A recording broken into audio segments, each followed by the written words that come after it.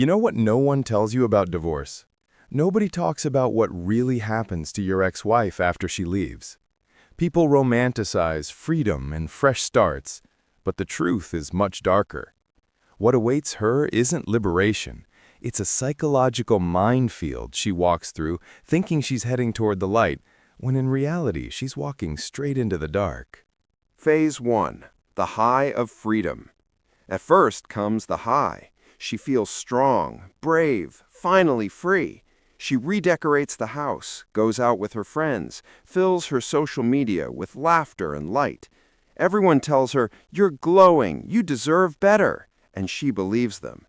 But she isn't living reality. She's living a story she's telling herself about being liberated. She opens dating apps, receives dozens of messages, and thinks the world is full of endless possibilities. What she doesn't realize is that she's mistaking attention for affection and novelty for value. Phase 2. The awakening. Then comes the awakening, the first real date. He's handsome, charming, says all the right things, but he doesn't know her fears, her quirks, her softness. To him, she's just another Friday night. The first crack appears in her story. Still, she won't admit it. She keeps dating, but something feels hollow. And without meaning to, she starts comparing them to you. Not because you were perfect, but because you were real. You were home. Phase 3. The panic. Months pass. The excitement fades. Friends are busy. The kids are restless. The money's tighter. Loneliness settles in. Every living my best life post feels faker than the last. Nights get longer, the bed colder. A question starts whispering inside her mind. Did I make a mistake? But her pride won't let her answer. Admitting that would destroy the identity she's built, the brave, independent woman. So she keeps pretending, caught between denial and quiet regret. Phase 4. The reckoning. Around a year later, reality finally catches up. The freedom she dreamed of now feels like emptiness. The new men don't offer depth or security. The dating pool feels shallow, harsh, mechanical. Slowly she realizes the better life she imagined never existed. Her social circle shrinks.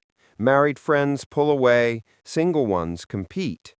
The independence she celebrated becomes isolation.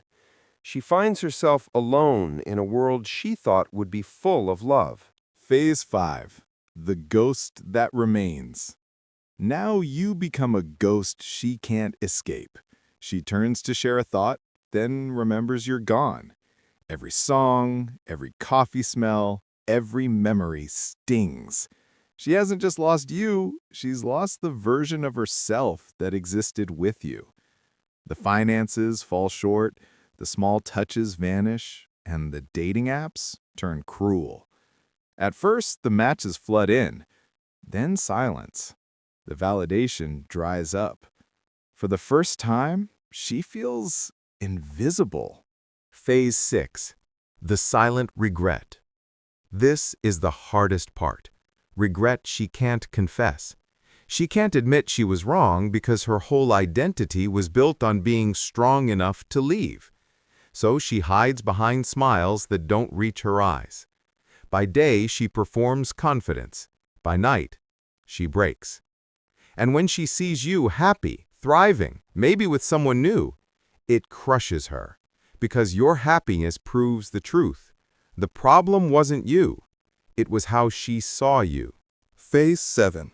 The late realization. Eventually, the truth sinks in. She didn't leave because you weren't enough. She left because she believed she deserved more and thought the world would hand it to her. But the world doesn't reward illusions. Now she lives with it. Regret without redemption. Awareness without return. She looks at old photos and whispers to herself, "I had everything, and I didn't see it." The final truth. In the end, she learns the cruelest lesson. The freedom she wanted wasn't peace, it was emptiness dressed as independence. She didn't gain a better life, just a different one, colder, lonelier, harsher. And when she finally sees you, happy and whole, she realizes the final irony. You became the man she always wanted, just too late for her to have him.